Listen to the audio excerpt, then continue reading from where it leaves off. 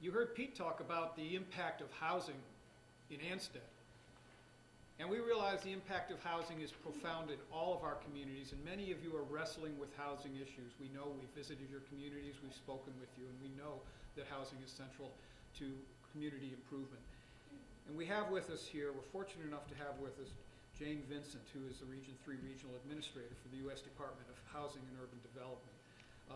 Jane was appointed by President Obama to the position of Regional Administrator, and she's responsible for the oversight of $47.3 billion portfolio of programs and services throughout Delaware, Maryland, Pennsylvania, Virginia, West Virginia, and Washington, D.C.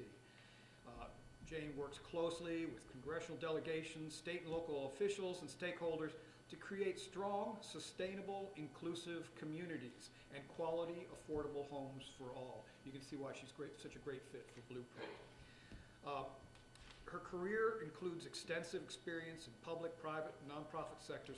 Prior to joining HUD, Ms. Vincent was Senior Vice President for Development at the Delaware Community Foundation, which is a public charitable institution, and was serving also as President of the Vincent Group, a firm that specializes in providing affordable housing market research and support to nonprofits and housing authorities. So, Jane, welcome. Thank you for joining us today.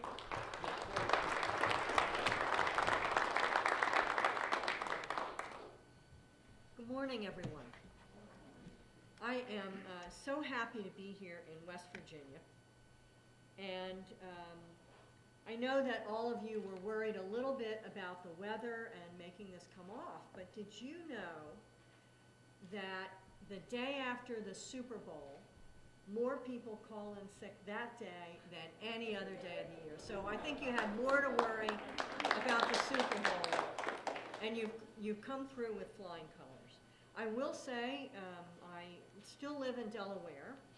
My alma mater is the University of Delaware, so now we have two really famous Joes from the University of Delaware. Of course, our Vice President, Joe Biden, and now we have Joe Flacco. So that can tell you who I was rooting for yesterday, Joe Flacco. Besides, I don't have anybody in the Phillies, the Philadelphia teams are not doing so well right now, so my Eagles didn't make it. We go second best. We go for Joe Flacco. One of the things that I actually am most proud about in terms of the years that I've been in the business is that I have been able to serve in the government sector, in the local government sector, the private sector, and the nonprofit sector.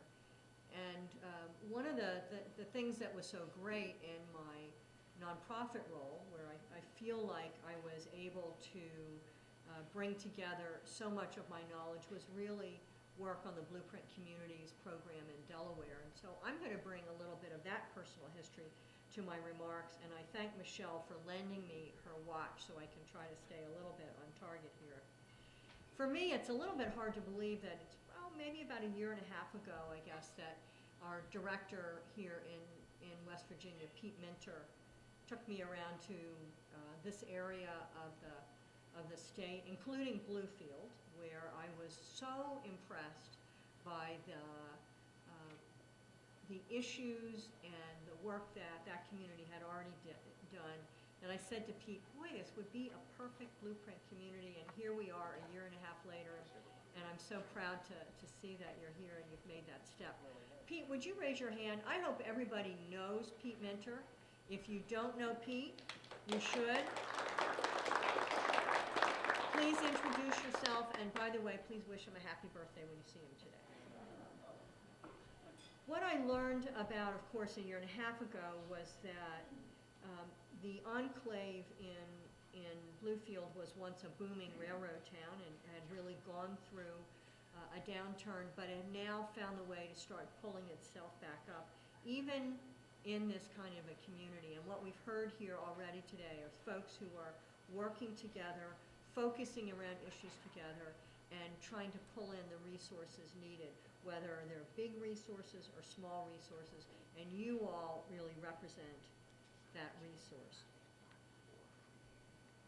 We talked about how, Pete and I, we talked about how Bluefield and other communities could really be the perfect representation of the Blueprint program, particularly of what Pete was showing me here in the Southern Gateway.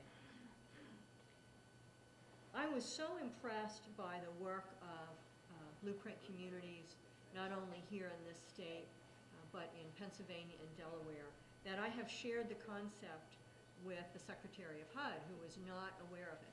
I don't know how lucky you all are that Blueprint Communities is here, the Federal Home Loan Bank's district here.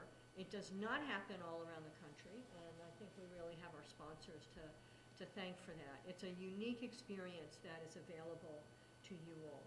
Through the training that you are going to receive, through the work you're going to be doing the next 9 months, you will be able to identify and address all sorts of community development issues, housing, infrastructure, economic development and stimulation, healthy, safe surroundings. By the end of this initial phase, you will come together with the creation of a comprehensive community strategy that includes a vision, identifiable goals, and a process for implementation. They all have to come together to make this successful. The strategy that you put together will help an investor answer the question, why should I invest here? And hopefully a homeowner or a renter, why should I live here? That is the answer that you will be able to give them.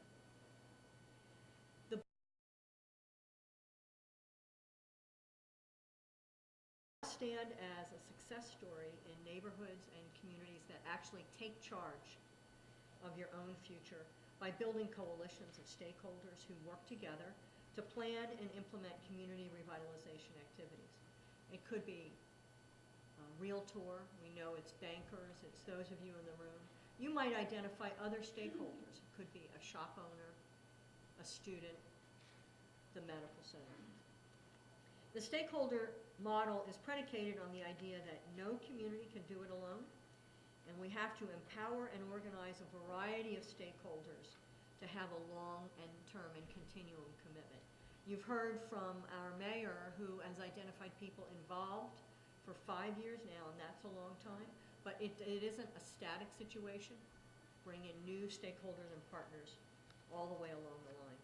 I have had the pleasure of working in the Delaware community, and in fact I was just at their graduation, if you will, a couple of weeks ago for their second round. And I got to tell you, when you guys come back together at the end of this process, you're going to cheer more loudly than you're cheering today. It is certainly a successful model that the Federal Home Loan Bank and the various partners have been able to pull together.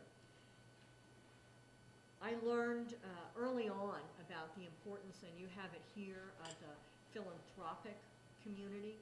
In Delaware, we actually have put together, through the local community foundation, an endowment fund, and that may be something that you all can look to do here. What has been rewarding for me is that I've not only seen this initiative work in my hometown where I live in Wilmington, but I have seen this kind of collaboration happen in communities around Region 3. I am so fortunate that these 3 states are in HUD's region. I certainly want to share, just for a minute or two with you, so I have 5 whole minutes left, a couple of things that HUD is doing that follow this model, and I certainly want to thank Congressman Ray Hall in Congress for some of these tools that they have allowed HUD to be able to share out in communities. Fixing the nation's poorest neighborhoods is not just a moral problem, it's an economic one as well. We have 1 in 5 kids living in poverty in this country. It costs us about $500 billion a year, every year, about 4% of our GDP. Today, we can actually predict a child's lifespan not by their education or their parents' financial institution and their financial position, but actually where they grow up, in what zip code they grow up. We know that we cannot treat the symptoms of poverty in isolation. We know that we need a comprehensive approach, and that's what you all are here to be talking about. We know that rebuilding educational opportunities for children trapped in poor neighborhoods